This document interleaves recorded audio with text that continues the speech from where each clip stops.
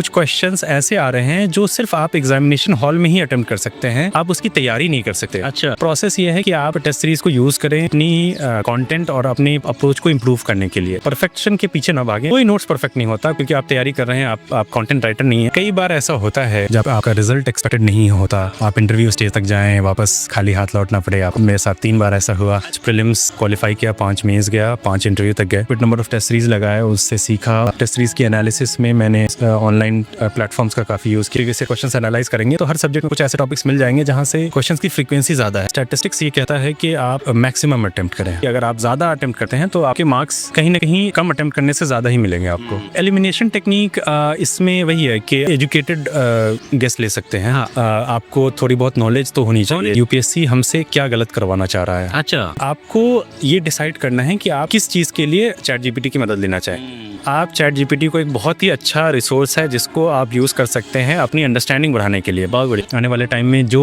इस टेक्नोलॉजी के साथ अडेप्ट कर गया वो सर्वाइव करेगा। दोस्तों इस वक्त हमारे साथ हैं वसीबुर रहमान साहब, जो इस बार यूपीएससी सीएसई 2025 में 157 रैंक हासिल की है। सॉरी दोस्तों, मैं नाम के पहले डॉक्टर लगाना भूल गया, वो इसलिए कि सर ऑलरेडी एक डॉक्टर भी हैं। बिहार पीएमटी में AIR 1 आए थे और इनकी जो सक्सेस आगे बढ़ने की जो चाह थी वो यहाँ तक नहीं रुकी, इसलिए इन्होंने यूपीएससी का रास्ता चुना और यूपीएससी में भी इन्होंने एक ऐसी परफॉर्मेंस हासिल की है इस बार जो आज हम आप सब एक साथ डिस्कस करेंगे। सबसे पहले कॉन्ग्रेचुलेशन।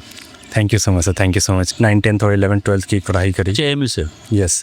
उसके बाद मैंने वर्धमान महावीर मेडिकल कॉलेज और सफदरजंग हॉस्पिटल नई दिल्ली से MBBS करा। उसके बाद मैंने यूपीएससी की तैयारी करी। उसके साथ मैंने 5 मेंस दिए, 5 इंटरव्यू तक गया। लास्ट ईयर ऊपर वाले की मेहरबानी से मैं IRS इनकम टैक्स हो पाया और इस बार मैंने रैंक इम्प्रूव करी और hopefully I will be getting IPS। Sir थकान नहीं फील होती है?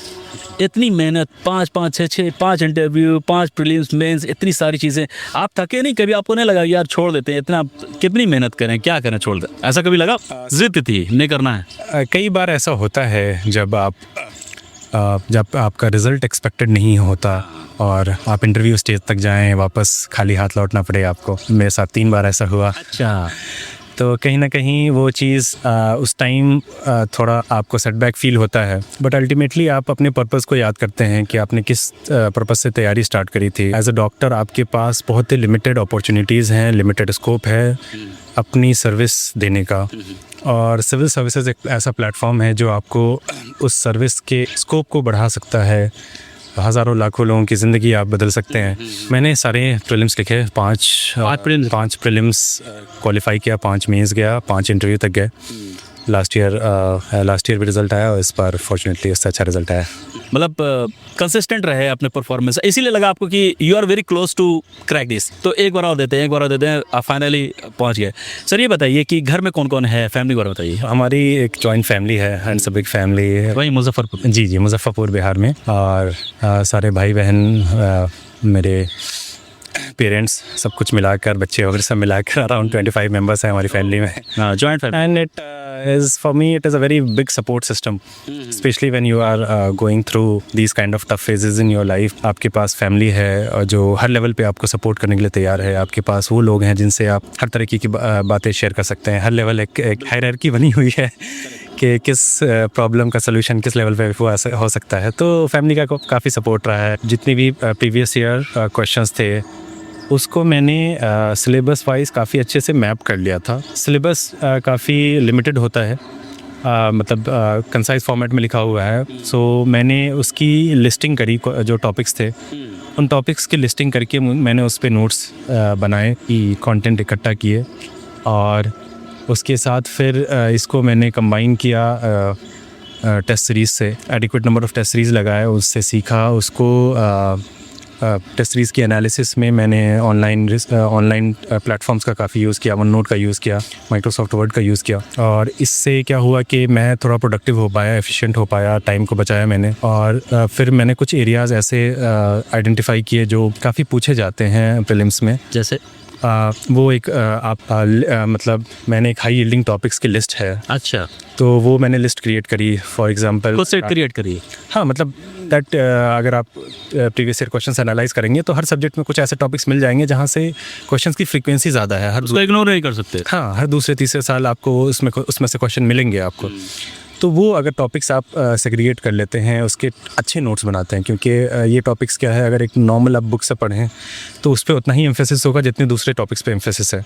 बट अगर आप इस अप्रोच से चलते हैं जहाँ पे जिस टॉपिक का जितना आने की फ्रीक्वेंसी है उस हिसाब से तैयार करते हैं, तो जो आपका हिट रेशियो है रियल एग्ज़ाम में वो बढ़ जाएगा। मे बी वो 5-10 क्वेश्चंस का जो बेनिफिट है वो मिलता है, और 5-10 क्वेश्चंस बहुत डिफरेंस क्रिएट करते हैं आपके प्रीलिम्स एग्जामिनेशन। तो बेसिकली फर्स्ट राउंड में 17 मिनट्स में मैं 25 क्वेश्चंस करता था। 17 मिनट्स में 25 questions including marking on the OMR sheet. तो मैं 25 क्वेश्चंस अप्रोच किया, जो भी मुझे लगा कि मैं कंफर्टेबल हूँ, मुझे पता है, मैं उसे मार्क कर लेता था। फिर नेक्स्ट 17 मिनट्स में 25, ऐसे करते हुए 1 घंटे 10 मिनट में आपका एक first round of paper complete हो जाता था।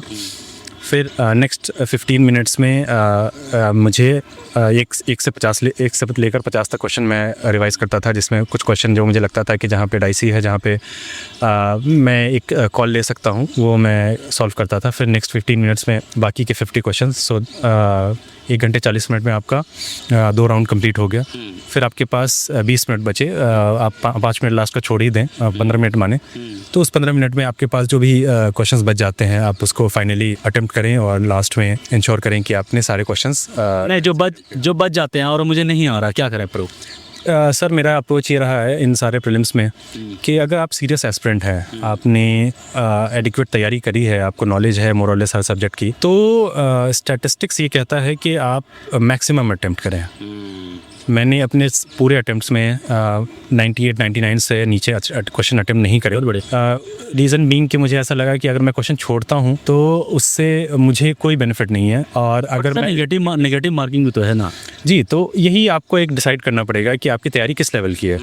अगर if you are confident about your content, if you are confident अपनी तैयारी पे, तो आप स्टैटिस्टिक्स को देखें और ये आपको पता चलेगा कि अगर आप ज़्यादा अटेम्प्ट करते हैं तो आपके मार्क्स कहीं ना कहीं कम अटेम्प्ट करने से ज़्यादा ही मिलेंगे आपको। तो ये मेरा अप्रोच था। ये काफ़ी इंडिविजुअल डिसीजन है। कई लोग ऐसे होते हैं जिनकी एक्यूरेसी अच्छी होती है, अगर वो 60 भी अटेम्प्ट कर रहे हैं तो मे बी वो 58 सही कर ले जाएं।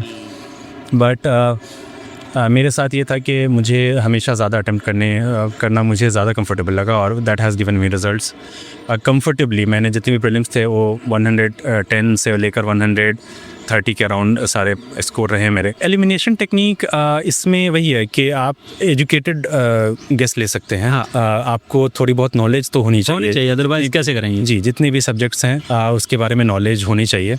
और इसमें एलिमिनेशन टेक्निक में कुछ जैसे 5-6 तरीके के क्वेश्चंस होते हैं जो पूछे जाते हैं, उसका सबका एक अलग अलग अप्रोच होता है। आप जब उसको एनालाइज करेंगे, प्रीवियस ईयर क्वेश्चंस को एनालाइज करेंगे, आपको एक पैटर्न दिखेगा कि यूपीएससी हमसे क्या गलत करवाना चाह रहा है। अच्छा, क्या गलत करवाना चाह रहा है? अगर वो आप एग्जामिनर के माइंडसेट से चले जाएं, है ना, तो वो काफ़ी हेल्प होता है। कई बार हमें ऐसा लगता है कि कुछ ऐसे फैक्ट्स पूछ लिए जो कि मुझे तो नहीं पता। अच्छा, बट उस फैक्ट का पर्पज़ ये नहीं होता कि आपकी नॉलेज चेक करें, रादर आपके उस फैक्ट का पर्पज़ ये है कि आप उस टाइम पे अपनी पूरी फोकस से इस बात को समझ पा रहे हैं कि जो दूसरे ऑप्शंस हैं उनका क्या रिलेवेंस है, क्या वो जो जिस टॉपिक से वो क्वेश्चन पूछा गया है उसमें वो इंफॉर्मेशन, वो फैक्ट कहाँ फिट बैठता है, और कौन उसमें अलग सा दिख रहा है जो फिट नहीं बैठ रहा है, जो गलत है ऑप्शन। कुछ क्वेश्चंस ऐसे आ रहे हैं जो सिर्फ आप एग्जामिनेशन हॉल में ही अटेम्प्ट कर सकते हैं,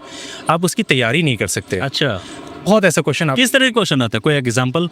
जैसे अगर क्वेश्चन्स पूछे जा रहे हैं जहाँ पे कुछ ऐसा इन्फॉर्मेशन, ऐसा फैक्ट पूछा गया जो आपके ना टेस्ट सीरीज में आपने लिखा, ना आपके बुक में है, ना वो न्यूज़पेपर में आया है, कुछ ऐसा जो बहुत ही ऑब्सक्योर कहीं किसी गवर्नमेंट रिपोर्ट में आया होगा, उसमें से उन्होंने कुछ क्वेश्चंस पिक किए।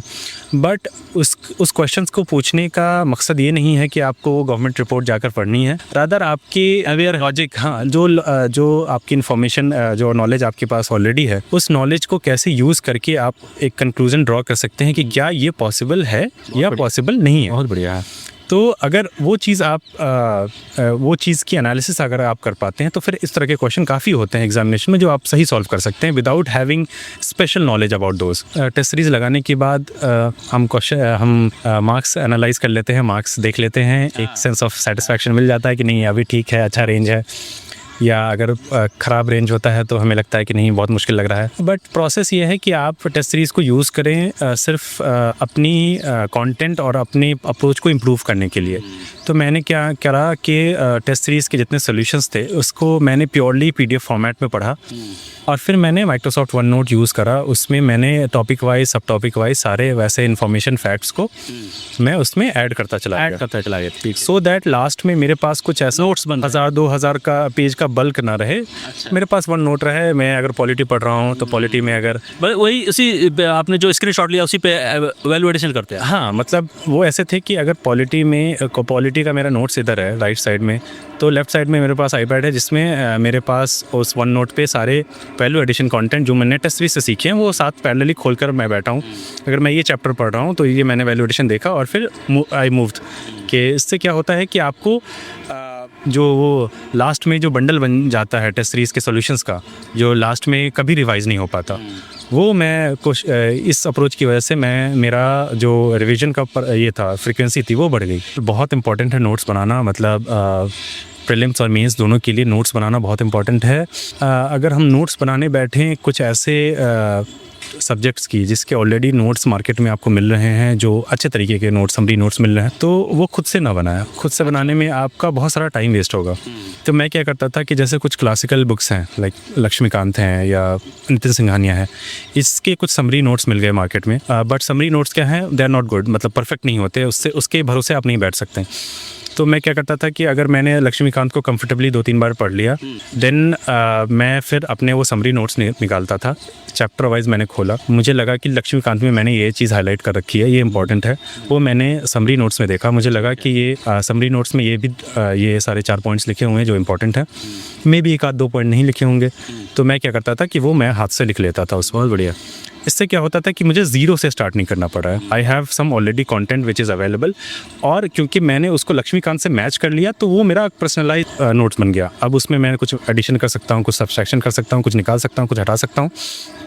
इससे टाइम बचा मेरा। भाई हमारी टेंडेंसी ये होती है कि हम PDF जमा करने लगते हैं, हाँ, तो वो नहीं करनी है। अगर आपको टॉपर्स के नोट कहीं किसी सब्जेक्ट के अच्छे लगे तो उसको निकालें, उसको सही से इंटीग्रेट करें, इंटीग्रेशन सही होनी चाहिए और टॉपिक वाइज करें। ऐसा नहीं कि ये टॉपर्स के नोट अगर पूरे ज्योग्राफी के मिल गए तो पूरा ज्योग्राफी उसी के भरोसे बैठ। उसको अलाइन करना पड़ेगा टॉपिक वाइज। जी, टॉपिक वाइज जो आपको लग रहा है कि इस टॉपर के, मुझे अगर मेरे पास 4 सोर्सेज हैं तो मुझे लग रहा है कि इसके टॉपर इस वाले सोर्स का नोट ज़्यादा अच्छा है, तो उससे मैं उठा लिया। फिर दूसरे सोर्स का मुझे लग रहा है, तो टॉपिक वाइज कवर करते रहें और परफेक्ट नोट्स ना बनाएं, परफेक्शन के पीछे ना भागें। कोई कनेक्शन के पीछे ना भागें। कोई नोट्स परफेक्ट नहीं होता, कोई नोट्स ऐसा नहीं, क्योंकि आप तैयारी कर रहे हैं, आप कंटेंट राइटर नहीं है। तो बस ये कोशिश करें कि आपके पास इतना कंटेंट हो कि आप रिवाइज़ कर पाएँ बहुत आसानी से। लास्ट में कंसाइज नोट्स हों आपके पास, जो कि लास्ट के 1-2 वीक जो रहते हैं जिसमें हमें मल्टीपल रिविजन्स चाहिए होते हैं, उस टाइम आप बहुत आसानी से उन सारे नोट्स को रिवाइज़ कर सकें। बिल्कुल। तो प्रीलिम्स में मेरा ये रहा है। मेंस के लिए फिर मैंने सेपरेट नोट्स बनाए। तो मेंस में मेरा अप्रोच ये रहा कि मैंने जो भी रिसोर्सेज थे मेंस के कंटेंट के, वो मैंने माइक्रोसॉफ्ट वर्ड पे इंटीग्रेट करे और फिर मैंने उसको प्रिंट लिया। प्रिंट लेने से क्या हो जाता है कि फिर आपको फिजिकल फॉर्मेट में याद करना, उस पर हाईलाइट करना, मार्क करना आसान हो जाता है। उसको प्रिंट करने के बाद फिर उसमें आप स्पेस रहता है तो वैल्यू एडिशन कर दिया आपने, और फिर उसी के साथ मैंने एग्ज़ाम के लिए एंड तक गया उसके साथ, उसी नोट्स के साथ। ChatGPT वगैरह भी यूज़ कर सकते हैं क्या हम? हाँ, जैसे ChatGPT का इतना बड़ा रोल रहा है पिछले कुछ 2-3 सालों में जब से ये इम्प्रूव हुआ है, बट उसकी एक्यूरेसी पे थोड़ा। जी बिल्कुल। देखिए, आपको ये डिसाइड करना है कि आप किस चीज़ के लिए ChatGPT की मदद लेना चाहें। आप ChatGPT को एक बहुत ही अच्छा रिसोर्स है जिसको आप यूज़ कर सकते हैं अपनी अंडरस्टैंडिंग बढ़ाने के लिए। बहुत बढ़िया। मैंने ChatGPT को बहुत एक्सटेंसिवली यूज़ किया है एंथ्रोपोलॉजी के लिए, बिकॉज एंथ्रोपोलॉजी में क्या होता है, क्योंकि हमने ऐसा कुछ ग्रेजुएशन का सब्जेक्ट तो रहा नहीं है, तो हमें कुछ बैकग्राउंड नहीं, बहुत सारी चीज़ों का नहीं पता होता। तो अगर ChatGPT के सहारे आप उसको यूटिलाइज़ करें तो आपको कई सारे टॉपिक्स का बैकग्राउंड समझ में आता है कि अगर ये इस स्कॉलर ने अगर ये बात बोली है तो किस कॉन्टेक्स्ट में बोली है, क्या बात रही होगी, इन्होंने किसके अगेंस्ट बोला, किसके क्रिटिक में ये बात बोली।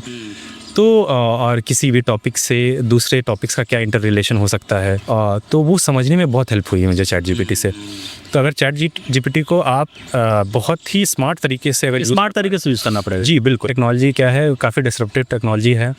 आने वाले टाइम में जो इस टेक्नोलॉजी के साथ अडेप्ट कर गया वो सर्वाइव करेगा, और जो नहीं कर पाएंगे, जो उसको बिल्कुल ही मतलब उसको डिस्कार्ड कर देंगे, वो कहीं ना कहीं पीछे रह जाएंगे। तो आप टेक्नोलॉजी का यूज़ करें, एक्सटेंसिवली यूज़ करें, अपने कंटेंट को रिफाइन करने के लिए, अपने एनालिसिस को बिल्ड करने के लिए, कुछ लैंग्वेज इंप्रूव करने के लिए।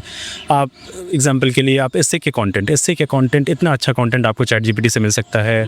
अच्छे कोट्स, अच्छे एग्जांपल्स, एक वे ऑफ राइटिंग जो आप चाहते हैं कि किस तरीके से मेरा इंट्रोडक्शन मैं लिखूँ तो बहुत अच्छा ये हो। कई बार होता है कि हमारे पास कंटेंट होता है कि वी वांट टू टेल कि हिटलर ने कैसे अपने आप को गोली मार ली, सुसाइड कर लिया, बट कई बार हमें ऐसा लगता है कि वो राइट वर्ड कैसा है जिससे मैं इंट्रोडक्शन करूं जो बहुत ही इम्पैक्टफुल हो, कैचिंग हो, थोड़ा बहुत इम्पैक्टफुल हो। और क्योंकि हम राइटर नहीं हैं, हम मतलब उस बैकग्राउंड से नहीं आ रहे हैं जहाँ पे बहुत ऐसे, यहाँ पे चैट जीपीटी आपकी मदद, तो वहाँ पे चैट जीपीटी आपको बहुत हेल्प करेगा कि किस तरीके रिकमेंडेशन देगा। हाँ, आपको कैसा इंट्रोडक्शन है, वो 1-2 लाइन आपको अगर आपने इंक्लूड कर लिया अपने नोट्स में और फिर उसको आपने रेप्लिकेट कर दिया एसे में, तो वो बहुत अच्छा आपको रिजल्ट देगा। अगर फर्स्ट अटेम्प्ट है आपका तो कई बार टाइम कंस्ट्रेंट रहता है, तो आप PYQ सिर्फ UPSC के देखें, है ना, UPSC प्रीलिम्स के देखें। अगर आपके पास टाइम है या आप अगर कॉलेज से तैयारी कर रहे हैं तो it is not necessary but it is recommended कि आप कि NDA वगैरह के CDS के को पेपर आते हैं। ये कितना फ़ायदा करता है? कभी आपका उसको प्रूव है कि हाँ? मैंने किया, क्योंकि मैंने सक्सेसफुल अटेम्प्ट दिए, तो कई बार मुझे ऐसा लगा कि मेरे पास टाइम है, तो मैंने NDA और CDS के पेपर उठाए। मे बी वो डायरेक्ट क्वेश्चन नहीं आते वहाँ से, या मे बी आता भी हो, उसके ऑप्शन होते हैं उससे, बट हाँ, कुछ ऑप्शन से क्लिक कर जाता है, थोड़ा अप्रोच पता चल जाता है आपको कि अच्छा इस तरीके से भी क्वेश्चन पूछे जा सकते हैं। देखिए, शुरू में काफ़ी मुश्किल होता है जब आप आंसर राइटिंग स्टार्ट कर रहे होते हैं, जब फर्स्ट अटेम्प्ट दे रहे हैं आप, तो कई बार हमारे पास इंफॉर्मेशन की कमी होती है। अच्छा। और कई बार ऐसा होता है कि हमारे पास इन्फॉर्मेशन है बट हम उसको रिकलेक्ट नहीं कर पा रहे हैं सही टाइम पे। तो आपने 2-3 पॉइंट्स लिखे, फिर याद नहीं, समझ नहीं आ रहा है कि और क्या लिखा जाए। तो इसके लिए क्या है कि आप इसकी तैयारी कैसे होती है कि आप इसके टेम्पलेट्स बनाएं। टेम्पलेट्स, जी हाँ। तो टेम्पलेट्स कैसे चीज़ें हैं कि अगर आपने मल्टीपल क्वेश्चंस देखे, उसके आंसर्स देखे, चाहे वो टॉपर्स के आंसर शीट हो या आपके मॉडल आंसर्स हो, उसमें आपको समझ आएगा कि कुछ पर्टिकुलर टॉपिक्स में टेम्पलेट्स बनाए जा सकते हैं। कई बार लोग जो आप जनरल पार्लेंस में देखेंगे कि टेम्पलेट्स को बहुत ही जेनरिक बना देते हैं कि पेस्टल टेम्पलेट है, लगा लो, हिस्टोरिकल पॉलिटिकल इकोनॉमिक टेम्पलेट है। ये टेम्पलेट्स है अवेलेबल क्या? नहीं, मैं उससे बनाना डिफरेंस बता रहा हूँ कि जो बहुत ही जनरली लोगों को पता है कि ये हिस्टोरिकल पॉलिटिकल इकोनॉमिक ऐसे टेम्पलेट्स होते हैं या पेस्टल अप्रोच होता है, ये मुझे ये लगा कि ये बहुत ही जेनरिक है, जो मुझे एक पर्टिकुलर छोटे आंसर को लिखने में हेल्प नहीं करेगा। ये मे भी हेल्प कर सकता है आपको एस्से में लिखने में। सो मैंने क्या करा कि जो topic wise, subject wise and then topic wise, subject में कुछ 4-5 ब्रॉड टॉपिक्स होते हैं। सपोज़ करें अगर आप इन्वायरमेंट के आंसर्स लिख रहे हैं, तो इन्वायरमेंट में हमारे पास क्लाइमेट चेंज है, पोल्यूशन है, बायोडाइवर्सिटी है। तो ये कुछ ब्रॉड आपके वर्टिकल्स हैं जिसके अराउंड क्वेश्चंस आते हैं। अब अगर आप उसमें उन ब्रॉड वर्टिकल्स के टेम्पलेट्स बना लें, छोटे टेम्पलेट्स, तो फिर वो आपको बहुत हेल्प करेंगे नए नए पॉइंट्स को रिकॉल करने में। इन्फॉर्मेशन हमारे पास होती है, मसला होता है रिकॉल करने का। तो अगर टेम्पलेट्स वैसे बनाएं कि टॉपिक वाइज, टॉपिक नहीं मतलब जो सेगमेंट वाइज, कि उस सेगमेंट से अगर एक टेम्पलेट बना लिया। सपोज़ करें ओशन पे क्वेश्चन काफ़ी फ्रिक्वेंट है, तो ओशन का मैंने टेम्पलेट बना रखा था कि मुझे ओशन में कोई भी पॉइंट मिस ना हो। तो इस तरीके से मैंने बहुत सारा मतलब एक टेम्पलेट को एक जगह इकट्ठा करा। और टेम्पलेट्स आपने खुद से बनाया था या फिर? जी बिल्कुल, मतलब ये मुझे लगा कि this made difference for me in. Templates कोई रेफरेंस लेके बनाया या फिर आपकी अपनी एक्सपीरियंस से उसी हिसाब से? नहीं, वही मैं बताना चाह रहा हूँ कि वो एनालिसिस है। आप टॉपर्स के आंसर्स, किस टॉपिक को कहाँ पर रखना, किस पॉइंट को कहाँ पर? जी बिल्कुल, आप टॉपर्स की आंसर्स देखिए, टॉपर्स के आंसर्स की एनालिसिस करें, और प्लस जो आपका सोल्यूशन होता है, मॉडल आंसर्स होते हैं, उसमें आपको समझ आएगा कि अगर मॉडल आंसर में इन्होंने 5 पॉइंट लिखे हैं तो 5 पॉइंट क्या सोच कर लिखे होंगे, जो थॉट प्रोसेस है वो कैसा होना चाहिए कि वो मुझे 5 या 6 पॉइंट बहुत ही रेडली याद हो पाएँ। अगर वो 5 एरियाज़ आपको याद हो पाएंगे तो फिर आप उसके साथ एग्जाम्पल्स अटैच कर सकते हैं। Thank you very much sir for your valuable time. Thank you. बहुत अच्छा लगा, बहुत कुछ आपने बच्चों के साथ शेयर की है और उम्मीद है कि आप लोगों ने काफ़ी सीखा होगा। सर की जर्नी इतनी अच्छी रही है और मैं उम्मीद करता हूँ कि आपको ये इंटरव्यू पसंद आया होगा। Sir thank you very much for thank you so much.